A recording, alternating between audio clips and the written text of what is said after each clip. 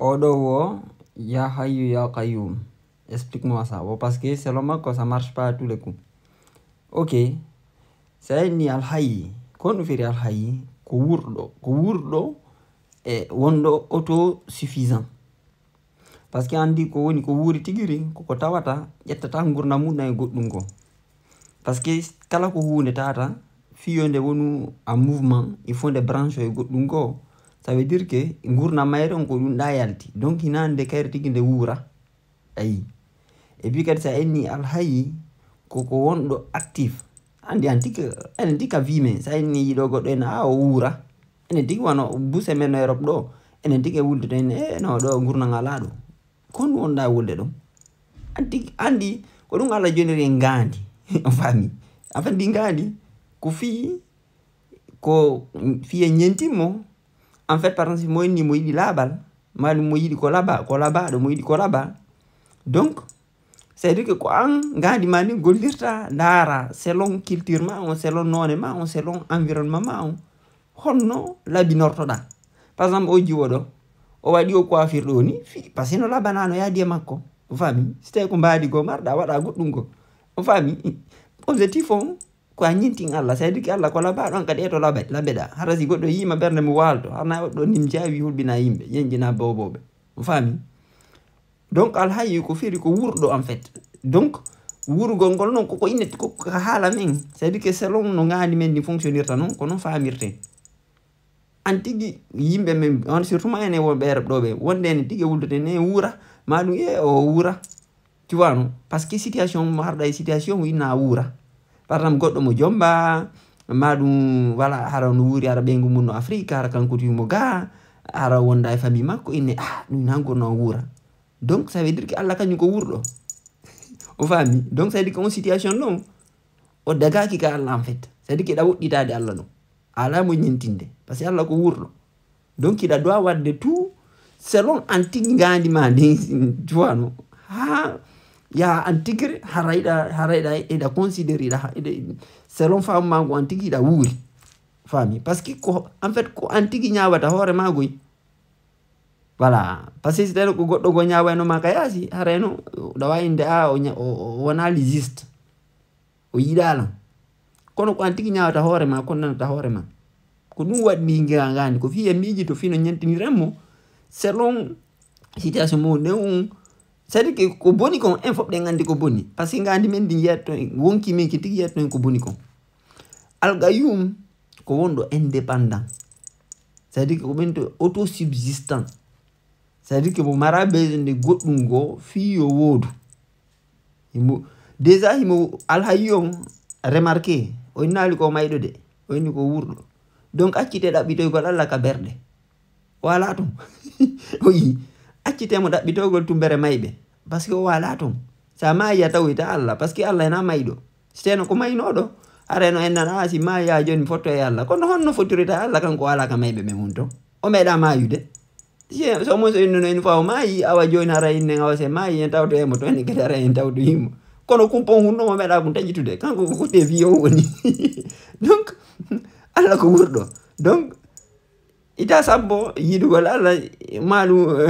yawgol aljanna innaka kam abaw mayde parce que aljanna hina to wontiri parce que aljanna ko anna Allah anadi aljanna wo sa way wa Allah sa woni Allah de voilà parce que ko wawdo wa Allah ñentindo Allah ha parce que wongol goddum ko a ñentinay dum tigi ha wawa dum tigiri a ñentinay goddo c'est-à-dire que nannitindo do e goddo ha wawa makko net fami. No plus ida wonta wa Allah plus anna ma on wontude aljanna mais on aljanna hinaka bawo mayde hinaka adna mayde on anda don Allah ndafi makko sa voilà parce que kanko tiko meda mayde sa ko no yeyi don donc sa inni do aljanna ma on ko bawo mayde andu inaka Allah on da yarde de parce que Allah hinaka bawo mayde wontiri de kanko ka wurbe woni onni ko al-Hayy kanko ko wurdo de ina maydo donc be yawbe do sikka oui ko se mayo yen tawe Allah fenande sa ma ya fusa Allah tawide to ko gata watamo kaka wurbe be nga wontiri on fami joni non al-Qayyum ko goddo wondo ko wondo ko wondo indépendant ko dunti indépendant autosuffisant andi par exemple ni do Guinée ko colonie indépendante mais indépendant ça veut dire que ko firi ko awona ça veut dire que fiya waw existude mara besoin yo goddo go soutenu dum fami déjà al hayyon ko autosuffisant o fami mais al gayyum ko auto indépendant ko indépendant en fait autosubsistant da ko autosuffisant da ko autosubsistant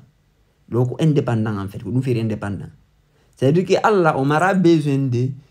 condition be sadia madum be yimbe anda fi makko madum voilà c'est à dire que ando ka wonda do si tawi gurdam mada si tawi musiddo ma ayida le goddo awata hebata ko nyama sa ya hali sa si goddo notaki ma appel hebata ka wala fami sa ya hali si goddo si nyama kaydu hebata na wurira anda wona indépendant fami si tawi ko wurta ko ka wurta dum no wurta non ko be goddo go imposane madum ukkito si wawa wonde andu a wona indépendant fami ko dum kala tawde e wanone wonde ber do be don déjà e hika poubelle parce que buse men do ko allocation ji sabbi un bus na fop no go yi buse men ko allocation ji wuri donc ça veut dire que na indépendant ça veut dire que de woditi Allah way de woditi mo ina mer annam woni jahannam parce que jal jannam ko sa way wala dare be wombe wano afrika no mari boutique mum sa boraki hay goto enen tigi wombe do be se yahi ton e yibe ina yebe no wuri kono be anda et c'est vrai atawe ko be pli ereke ma a wondo Europe do harda sabbi allocation wi ida logement social bi parce que kambe ko be indépendant e berne mabbe no wali boutique mabbe ko hay ko fandiri tabu mabbe ko fandiri atawe bay tuko kambe tun décidata ala moto inno be moto à 6 heures ala inno be a jippoto ko do jour ma de vacances ko dun do par an ko ala inno en fait ala imposo be hay fusu ko kambe darani hore mabbe parce que ko non sifare Allah ne dari ke be nyentinde Allah donc anna mabbe no welde wonta wa zar aljanna no wonira indépendant ko no anna mako wonti e on bange do wontirde aljanna en fait aljanna ko adna Allah awoni e aljanna anna ma on no woni aljanna ma yite selon ke hida nyentinde Allah madum hida woddi ala nyentinde Allah c'est à dire que da woddita dem wano enen do so wombe occident be ko yite wonde busemi ede tigre ngandi ara de wullito parce que wona indépendant la plupart du temps ina fop non mais non majorité wona indépendant bobbe go ara bi ko yawdo chaque mois ya kalamu nabara bobo ko be yiya ko si be jonna allocation jini fi bobo ko be jonnuma suudu o fami fi be nguma be jonnuma appartement o fami wobbe go ko passé no mar nawnaji o fami donc ko Allah nyentinte ko Allah jokkete hina annabajo e ko dum kanno dagini en fait ko dum faminte ko fi hon o mare be windal defte hadith e yamirali o winde hina hay defte fi mabbe tigre be windali Abu Bakr wadal dum windal de e pourtant harbe laami bo no hay stena kambe windata be yamira winde fi no yimbe be andira no nyentinira nelado mar no nyentinira men kono be wadali be windal defte fi mabbe hadisaji fi mabbe madum fi ko nelado woli madum tam mabbe Osman wadali Ali tigri wadali sira kala ciabe wonde be fifita tonton Abu Bakr wadali nelado windali defte fi kanko hadis no wurir no joni awayete men kombo nelado kan nyentini kombo nelado nyentini baydi ko nyentine nelado joni awa nelado kan kombo nyentini nelado ko alla nyentini selon ko alla jipini makko kon yani alqur'ana o jango alqur'ana o nyentini alla sahaba be ndon sahaba Abu Bakr Ali Osman duma ko alla be nyentini selon alqur'ana mo alla jipini o fabi ko alqur'ana be jangi be ndari honno alla wadirta honno alla huwirta ko honno alla nabirta piiji tagef makko kambe be nabiri non anna mabbe on anna Allah no alla nabirta anna mu non kankat ko non nabirta anna ma on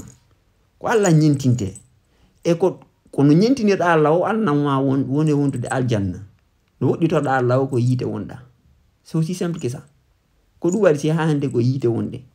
ko du wano si defte hadith fo ko doit sunnede wadi poubelle parce que de mara ko de caduc en fait